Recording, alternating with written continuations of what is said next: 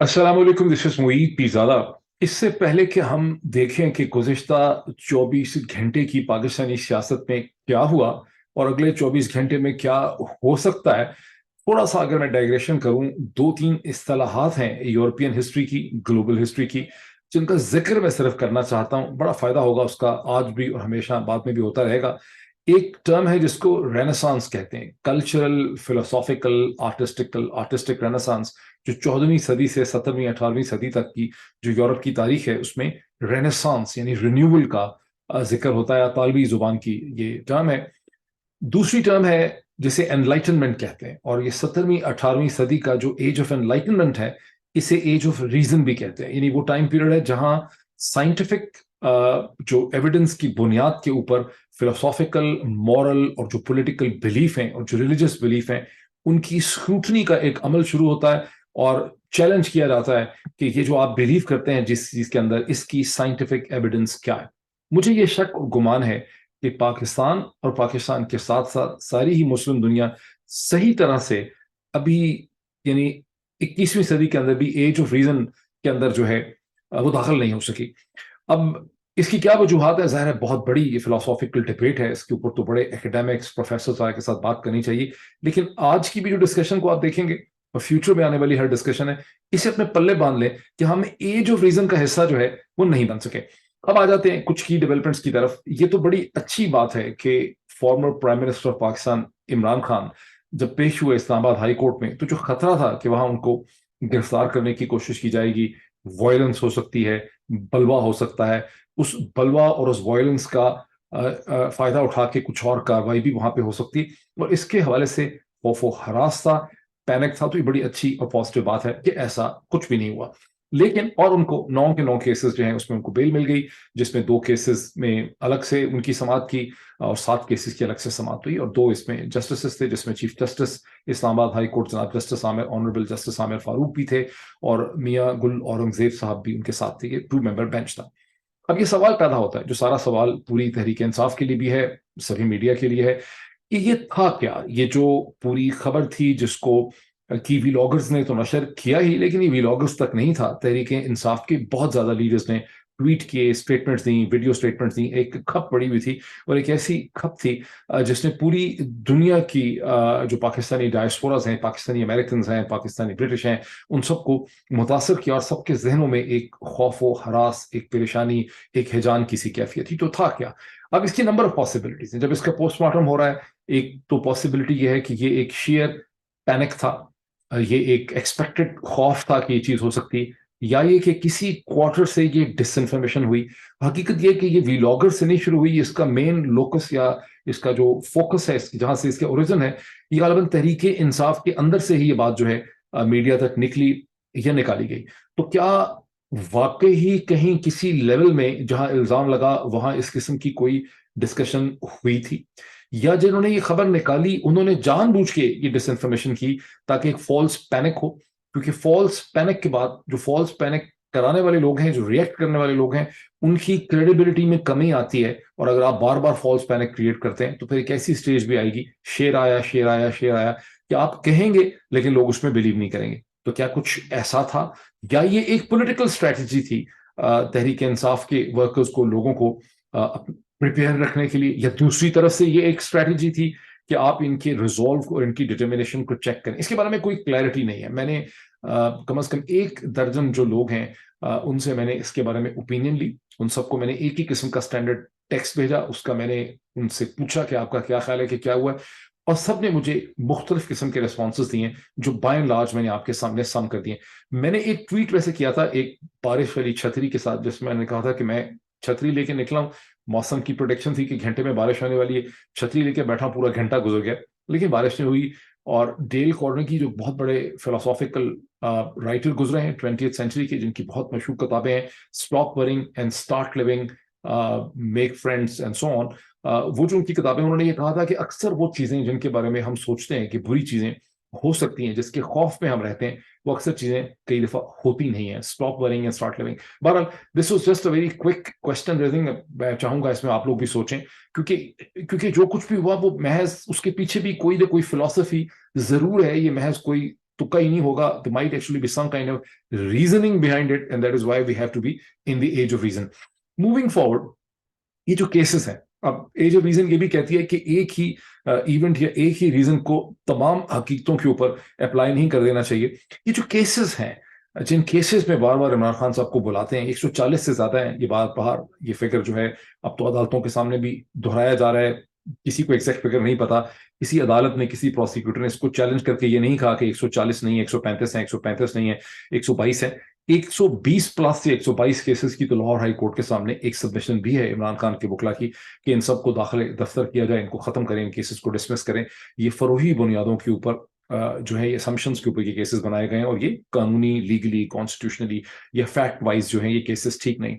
लेकिन जो इतने सारे केसेस बनाए गए हैं, एज ऑफ रीजन ये कहती है कि ये सवाल बहुत इंपॉर्टेंट है, और ये बहुत कम ये सवाल इस तरह से डिस्कस होता है. जब अखबारात का एनालिसिस देखें, इदारिये देखें, टेलीविजन की डिस्कशन देखें, हैरेसमेंट का जरूर एंगल आता है कि हैरेसमेंट है, तूफान बदतमीजी है, जुल्म है, ज्यादती है.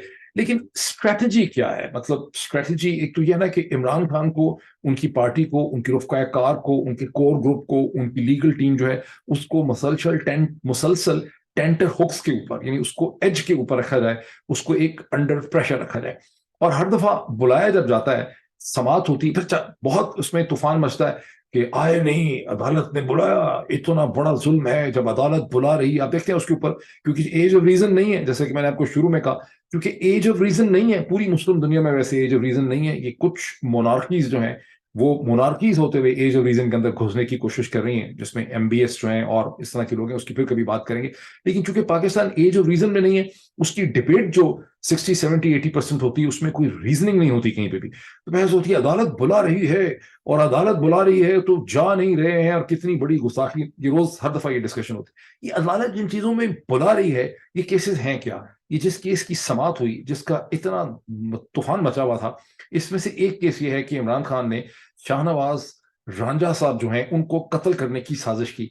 कितने लोग हैं दुनिया भर में जी शऊर, जिनका दिमाग के दोनों सेरेब्रल हेमिस्फीयर्स काम करते हैं, लेफ्ट एंड राइट, जो बिलीव करते हैं कि जो रांझा साहब हैं उनको एक गार्ड ने जो गोली चला दी इलेक्शन कमीशन के बाहर समवेयर इन द अक्टूबर 2022, तो ये इमरान खान ने साजिश की थी रांझा को मारने के लिए. कितने लोग हैं जो इसमें बिलीव कर सकते हैं?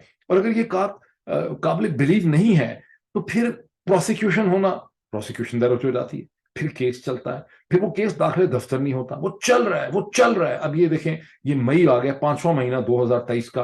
अक्टूबर में ये एक फजूल केस जो है वो दर्ज हुआ है, जिसका सर पैर नहीं है, लेकिन वो चल रहा है. बाकी क्या केसेस हैं? एक तो ये मर्डर का केस है, दूसरा है कि इमरान खान ने वतन और कौम के और रियासत के खिलाफ साजिश की. 7 और केसेस ये हैं कि मेरा ख्याल है बलवा किया, और इसी तरह से पूरे 140 प्लस केसेस हैं. इसमें से शायद 3-4 केसेस ऐसे हों जो कोई पॉलिटिकल करप्शन के चार्जेस को अट्रैक्ट करते हों, जिसकी कोई बेसिस बन सकती हो. इसमें से मोर देन 100 केसेस जो हैं उनकी कोई हकीकत नहीं है. तो फिर ये केसेस क्यों हैं? ये केसेस एक पॉलिटिकल स्ट्रेटजी को रिफ्लेक्ट करते हैं. वो पॉलिटिकल स्ट्रेटजी है कि इमरान खान को टेंटर हुक्स पे भी रखो, उसको फंसा के भी रखो, अंडर प्रेशर भी रखो, उसको पॉलिटिकल स्ट्रेटजी, पॉलिटिकल ऑर्गेनाइजेशन के लिए काम ना करने दो. और फिर इस पूरी स्ट्रेटजी एक स्मोक स्क्रीन प्रोवाइड करती है, जहां फॉल्स फ्लैग ऑपरेशन भी हो सकते हैं, जहां पैनिक भी क्रिएट हो सकता है, जहां फिर कुछ और भी हो सकता है. इसको समझना जो है बहुत जरूरी है, और इसको जितना हम क्रिटिकल लेंस अप्लाई करेंगे चीजों में, उतना ज्यादा हम बेहतर पॉलिटिकल डिस्कोर्स जो है वो पैदा कर सकते हैं. नो, इसी के हवाले से चलें, एक इंतहाई दिलचस्प किस्म का वो केस है जो गुज़िश्ता 24 घंटों में एक सेशन कोर्ट के सामने, जहां मशहूर जमाना ऑन चौधरी साहब, जो कभी इमरान खान के दस्ते रास्त होते थे, 24 घंटे साय की तरह उनके साथ एक डायरी उठा के चला करते थे, वहां उन्होंने अपनी एक एविडेंस और गवाही एक सेशन कोर्ट के सामने दी है. और उनके साथ एक मुफ्ती साहब भी हैं, पता नहीं मुफ्ती सही थी वॉटेवर, जो ये कहते हैं कि इमरान खान ने जब बुशरा बीबी के साथ शादी की तो इद्दत की मुद्दत पैदा नहीं हुई थी, इसलिए पहले निकाह हुआ 1 जनवरी 2018 में, चूंकि इमरान खान को बताया गया था कि अगर ये होगा तो फिर वो प्राइम मिनिस्टर बनेंगे, और उसके बाद पता नहीं फरवरी में दोबारा निकाह करना पड़ा, क्योंकि पहला निकाह जब हुआ तो इद्दत की मुद्दत जो है वो पूरी नहीं हुई. मेरा आप सबसे एक सवाल है, दुनिया की कितनी लीगल जुरिस्डिक्शंस ऐसी हैं जहां इस नौयत का केस 21वीं सदी के शुरू में इन दी मई 2023 सुना जा सकता है? यानी इसकी कोई اس کی کوئی سائنٹیفک ویلیڈیٹی اور ریزن بچا ہے اس قسم کے کیس کا؟ کیا اس کی کوئی تک، کیا اس کی کوئی سینس، کیا کوئی اس کی لاجک، کیا کوئی اس کی منطق ایگزسٹ کرتی؟ 1958 میں الٹرا ساؤنڈ کے ایکسپیریمنٹس ہونے لگ گئے برطانیہ، گلاسکو وغیرہ میں سے، اور 1972 کے بعد تو پریگنینسی بالکل ایکوریٹلی جو ہے اس کی پروڈکشن ہو سکتی ہے کہ کب ہونی ہے، کیا ہے، سارا کچھ پتا چل جاتا ہے، ہر قسم کے میس کو باڈی کے اندر دیکھا جا سکتا ہے. What is the reasoning behind this? کیا وجہ ہے؟ یعنی this is precisely why I have said کہ پاکستان ایج آف ریزن کے اندر انٹر نہیں کر سکتا. بے تک کی بات ہے، فضول وقت ضائع کر رہے ہیں. عدالت بھی چلی ہوئی ہے، پروسیکیوشن بھی چل رہا ہے، مفتی بھی ہے، اون چودھری بھی ہے، اور کوئی پوچھے اس سے مفتی سے اور اون چودھری سے کہ یار تم اتنے بڑے مسلمان، تمہارے عقائد اچانک 2022-23 میں جا کے جاگ گئے، اس وقت 2017 میں اور 2018 میں تمہیں کیوں نہ یہ لگا کہ جو کچھ میں کر رہا ہوں، جو کچھ میں دیکھ رہا ہوں، خاص کر کے مفتی سے کو پوچھے کہ بھی تجھے اس وقت کیوں نہیں خیال آیا کہ جو کچھ ہو رہا ہے یہ غیر اسلامی ہے اور یہ بہت بڑا غیر شرعی قسم کی چیز ہو رہی ہے اور یہ نہیں ہو سکتی وغیرہ وغیرہ. اس وقت تم کیوں نہیں پھٹے؟ اس وقت تم نے کیوں نہیں جا کے اس پہ بیان دیا؟ اس وقت تم کیوں نہیں آئے عدالت کے اندر یہ کیس کرنے کے لیے؟ اور جو یہ پٹیشن لے کے آیا وہ عدالت کے سامنے کیس لے کے، وہ ایک ان نون آدمی حنیف نام کا، وہ کون ہے؟ مسلسل اخباروں میں لکھ رہے ہیں کہ یہ ایک شہری جو ہے اس نے کیس کیا. بھائی اس شہری کا کیا بیک گراؤنڈ ہے؟ اس شہری کی کیا ریلیونس ہے؟ یہ شہری کہاں سے آگے؟ Of course it's politics, like everything else. جو کیسز ہیں 100+، 140+، وہ بھی پالیٹکس ہے، یہ بھی پالیٹکس ہے. لیکن پالیٹکس ہو رہی ہے، لیکن کوئی اداریہ نہیں آپ دیکھ رہے ایسا لکھا ہوا انگریزی اخبار کے اندر جو اس کی ڈائسیکشن کر سکے کہ یہ پالیٹکس کی بیسس جو ہے وہ کیا ہے. اب ایک امپورٹنٹ ڈیولپمنٹ وہ ہے جہاں سپریم کورٹ آف پاکستان جو ہے انہوں نے اپنا جو آرڈر ہے، جو 27 تاریخ کو جو پروسیڈنگ ہوئی، اس حوالے سے سپریم کورٹ آف پاکستان نے اپنے آرڈر کو ان رائٹنگ ایشو کر دیا. اس میں 2-3 چیزیں بہت امپورٹنٹ. ایک تو سپریم کورٹ نے کہا ہے کہ 14 مئی 2023 کو جو انتخابات پنجاب میں حکم دیا ہے سپریم کورٹ نے، وہ حکم اور وہ آرڈر اپنی جگہ پہ ویلڈ ہے اینڈ اٹ ہیزنٹ چینج. اس کے بعد سے جو کچھ بھی ہوا ہے یا جتنا بھی وقت گزرا ہے اس سے اس آرڈر کی حقیقت، اس کی لیگل ویلیڈیٹی پہ کوئی فرق نہیں پڑا. یہ بڑی interesting in writing black and white statement supreme court کی طرف سے آ گئی ہے. اور ساتھ ہی سپریم کورٹ نے اس چیز کی بھی وضاحت کی ہے کہ یہ جو ٹاکس ہوئی ہیں between the P T I and the P D M, یہ سپریم کورٹ نے کبھی ان کا حکم، ان کا آرڈر اور ایڈوائس ان کی جاری نہیں کی. یہ حقیقت بالکل صحیح ہے، بیکاز یہ آرڈر میں بھی انہوں نے لکھ دیا ہے. لیکن 27 تاریخ کو اٹارنی جنرل آف پاکستان، غالباً منصور ایوان صاحب ان کا نام ہے، وہی پیش ہوئے تھے along with Farooq H Naik, اور انہوں نے کہا تھا کہ ہمیں مہلت دیں، ابھی کچھ فیصلہ نہ کریں، ہمیں مہلت دیں، اور ہم نے رابطہ کر لیا ہے پی ٹی آئی کو. اب اس وقت بھی chief justice of Pakistan honourable justice Umar Ata Bandial صاحب نے یہ کہا تھا کہ کورٹ اس قسم کا کوئی آرڈر دے نہیں سکتی ہے.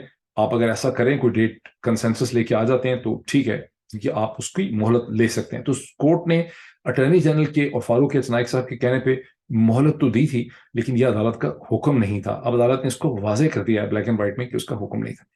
اب عدالت کیا کر سکتی ہے کل؟ یہ ایک بہت بڑا پازل ہے، بیکاز جسے کہتے ہیں کہ so much water has gone under the bridge. عدالت کو کمزور کرنے کے لیے، متنازع بنانے کے لیے بہت پالیٹکس ہوئی ہے. National assembly, parliament, committees, registrar کو گرفتار کر کے لائیں، اس کے وارنٹ ایشو کر دیں، ججوں کو کہیں اپنا ریکارڈ اٹھا کے لے آئیں، ہم اس کو نہیں مانتے. ہم نواز شریف صاحب کی لیٹسٹ اسٹیٹمنٹ بھی آئی ہے برطانیہ سے کہ ہمارے حساب سے یہ 4-3 کا ڈیسیجن ہے، 2-3 کا نہیں ہے. شہباز شریف صاحب اس حوالے سے بول رہے ہیں. بہت جو ہے وہ رگڑا گیا ہے عدالت کو. اور میں دیکھ رہا تھا ٹیلی ویژن کے اوپر بحث ہو رہی تھی جہاں ایک بہت ہی پرومیننٹ پاکستانی جو کامنٹیٹر ہیں، تھوڑا سا جھکاؤ ان کا پی ایم ایل این کی طرف ہے لیکن بڑے ریسپیکٹڈ ہیں، وہ کہہ رہے تھے کہ جب انٹیلیجنس کی میٹنگ ہوئی سپریم کورٹ کے جج صاحبان کے ساتھ، چیف جسٹس کے ساتھ چند دن پہلے، 27 تاریخ سے پہلے، تو اس کے بعد سے سپریم کورٹ کا رویہ جو ہے وہ اس پورے ایشو کے اوپر بڑی اس میں نرمی آ چکی ہے. تو اس سارے بیک گراؤنڈ کو مد نظر رکھتے ہوئے سپریم کورٹ جو ہے وہ فرائیڈے کے دن کیا کرے گی؟ دس از اے ویری بگ پزل. ویسے جو اب تک کی اسٹریٹجی ہمارے سامنے آتی ہے، اب تو ہمیں چیز کلیئر ہو جانی چاہیے. کہتے ہیں ہائنڈ سائٹ از 2020. یہ جو وقت لیا گیا تھا وہاں پر کبھی بھی مقصد یہ نہیں تھا کہ مذاکرات یا ٹاکس کے ذریعے کوئی حل نکالا جائے تاریخ کا، because P M L N کے جس کو میں بھی ایکسپلین کرتا ہوں، پی ایم ایل این کے اسٹریٹجک انٹرسٹ کے اندر ارلی الیکشن اور شاید 2023 کا الیکشن ٹھیک طرح سے کہیں فٹ ہوتا ہی نہیں. میں کئی دفعہ کہہ چکا ہوں. تو پھر ٹاکس کا مطلب غالباً یہ تھا کہ آپ نے 14 مئی کی جو تاریخ ہے اس کی جو فائنلٹی ہے، اس کی جو لیگل سٹینڈنگ ہے، اس کو آپ نے ویکن کرنا ہے، آپ نے اسے سافن کرنا ہے. جس طرح سے پہلے 90 दिन की जो लिमिट थी उसको गवर्नर पंजाब और गवर्नर केपी और इलेक्शन कमीशन ने ड्रामा ढकोसला करके कभी ऊपर कभी इधर छलांग, कभी तो छलांग लगा के उस 90 दिन की वैलिडिटी को डिफाई किया थ्रू वन और दी अदर रीजन। लेकिन अब वो कहते हैं कि सुप्रीम कोर्ट तो पहले ही 90 दिन की वैलिडिटी जो है उससे आगे जा चुकी है, वरना 90 दिन तो 22 अप्रैल 2023 को खत्म हो जाते थे जब सुप्रीम कोर्ट ने तारीख देने दी प्रेसिडेंट को, 30 अप्रैल की दी, तो वैसे वो तारीख इलेक्शन कमीशन ने, लेकिन वो तो 90 दिन खत्म हो गए। इसी तरह से जो हम 90 दिन से आगे चले गए हैं, तो फिर 90 दिन से आगे चले तो फिर 3 महीने से क्या फर्क पड़ता है, 6 महीने से क्या फर्क पड़ता है, पहले भी ऐसे होता रहा, अब आइन तो वायोलेट हो ही चुका है। सुप्रीम कोर्ट कौन होती है इलेक्शन की तारीख देने वाली? ये पॉइंट है, ये असूली मौकफ इख्तियार कर लिया है इलेक्शन कमीशन ऑफ पाकिस्तान ने अपनी उस पिटिशन में, जो एक दिन पहले सुप्रीम कोर्ट के सामने रिव्यू पिटिशन लाई गई। जहन में ये रखें कि रिव्यू उसी पैनल के पास जाता है जो उस पैनल सुप्रीम कोर्ट का पहले फैसला कर चुका होता है, और रिव्यू के अंदर जो capacity, flexibility, space of manoeuvring होती है उस पैनल के पास, वो बड़ी लिमिटेड होती है, बिकॉज रिव्यू के अंदर पॉइंट्स ऑफ फैक्ट्स जो हैं वो रेज नहीं हो सकते। कोई ऐसा कोई कोई कोई बहुत लिमिटेड किस्म की चीजों के ऊपर रिव्यू जो है वो किया जा सकता है। इसमें मुझे थोड़ी सी कंफ्यूजन है कि एग्जैक्टली किस बुनियाद के ऊपर रिव्यू जो है किया जा सकता है। अगर आप में से कोई वकील इसको देख रहा हो तो जरूर उसके ऊपर नोट लिखे बाकी लोगों की क्लैरिफिकेशन करने के लिए। इतना मुझे पता है कि रिव्यू बड़ा वाटर टाइट सा होता है, उसमें बहुत ज्यादा कैपेसिटी नहीं होती। तो इलेक्शन कमीशन ने जो रिव्यू डाला है वो भी बेसिकली पॉलिटिकल नैरेटिव के लिए डाला है। लीगली इलेक्शन कमीशन के रिव्यू की लीगल सेंस नहीं है। हाँ, हम ये कहें कि सुप्रीम कोर्ट के साथ पीछे एस्टैब्लिशमेंट की, हुकूमत की या दरपर्दा कोई डील हो रही है, उस डील को फैसिलिटेट करने के लिए उसको फ्रंट एंड, यानी डैशबोर्ड के पीछे कुछ और है, फ्रंट एंड पे कुछ और है। तो फ्रंट एंड पे ये पिटिशन डाली गई है रिव्यू की, डैशबोर्ड के पीछे कुछ और हो रहा है, वो हो सकता है। अदरवाइज रिव्यू के अंदर से कोई बहुत ज्यादा कुछ निकल नहीं सकता। तो फिर रिव्यू क्यों डाला है? रिव्यू पॉलिटिकल नैरेटिव शेप करने के लिए इलेक्शन कमीशन ने डाला है, या इसके पीछे डैशबोर्ड के दरपर्दा कुछ और जो है वो हो रहा है? अच्छा, अब जहन में ये जरूर रखें कि इलेक्शन कमीशन ऑफ पाकिस्तान की जो पोजीशन है इस इशू के ऊपर, वो मुसलसल उसमें तब्दीली आई।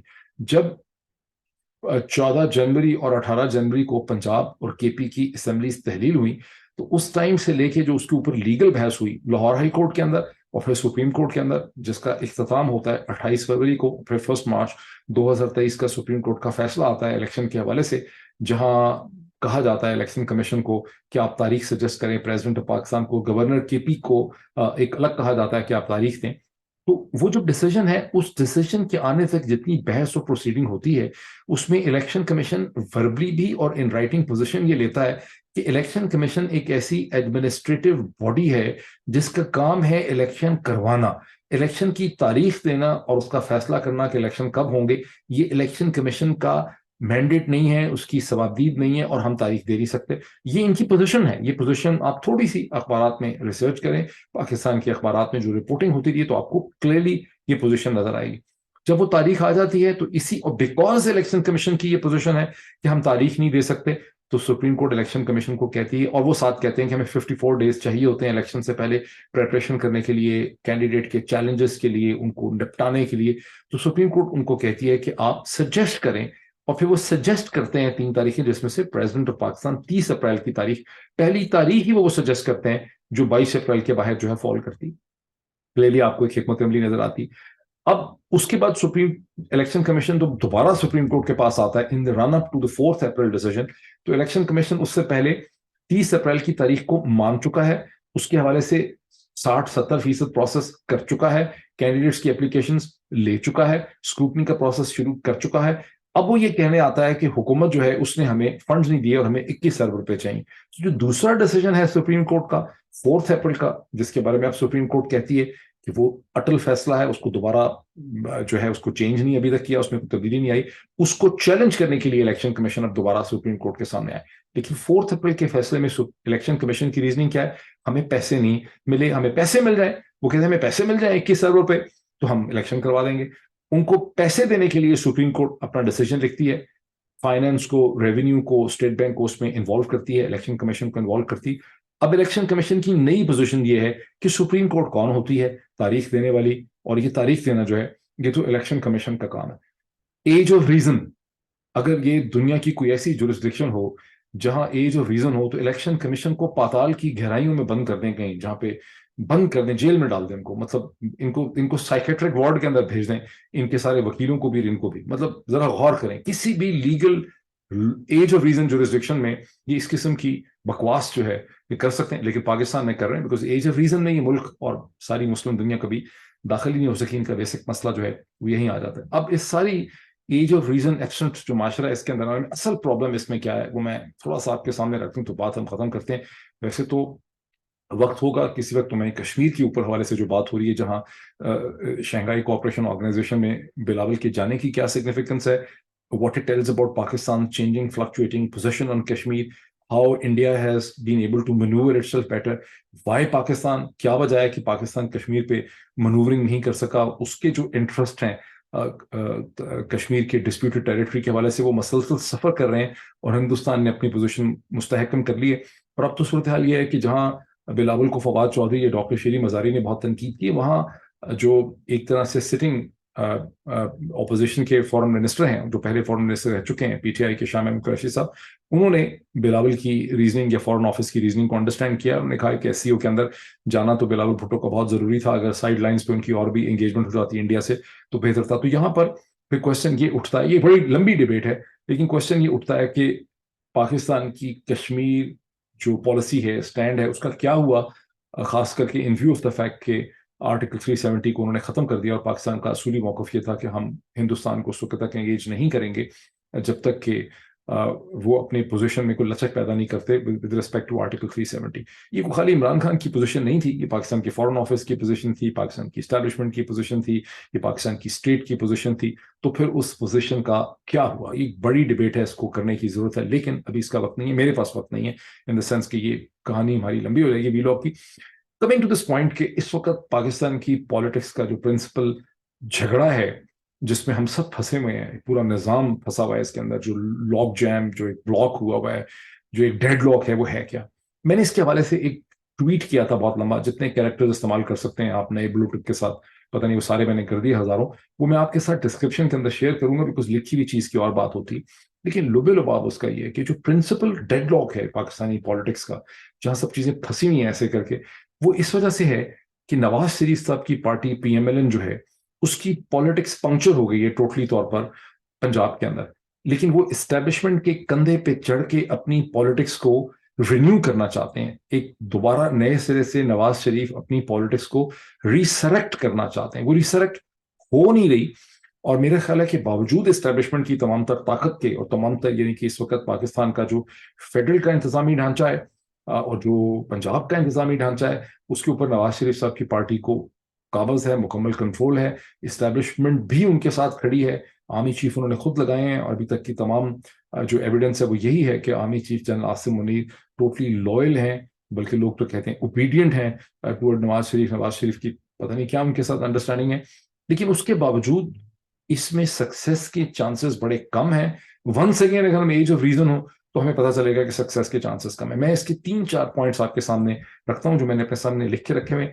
نواز شریف صاحب کا جو پہلا ٹائم پیریڈ ہے, کیونکہ پولیٹیکل ہسٹری ان کی بہت لمبی ہے, 1982 سے لیکن 1993 کا جو ٹائم پیریڈ ہے, 1990 تک کا جو ٹائم پیریڈ ہے 8 سال کا, وہ نواز شریف صاحب کی پولیٹیکل انٹرنشپ اور انکیوبیشن ٹائم پیریڈ ہے, جس میں وہ ایک ٹیسٹ ٹیوب بیبی کے ذریعے بلکہ طرح ایک ٹیسٹ ٹیوب کے اندر ان کو پاکستان کی military establishment, general Jilani and general Zia الحق کی اسٹیبلشمنٹ نے ان کو پیدا کیا. اور پھر جب general Hameed Gul D G I S I تھے تو ان کی پالیٹکس کو مزید فردر کرنے کی کوشش کی گئی بائی میکنگ دی اسلامی جمہوری اتحاد اینڈ سو آن وغیرہ وغیرہ.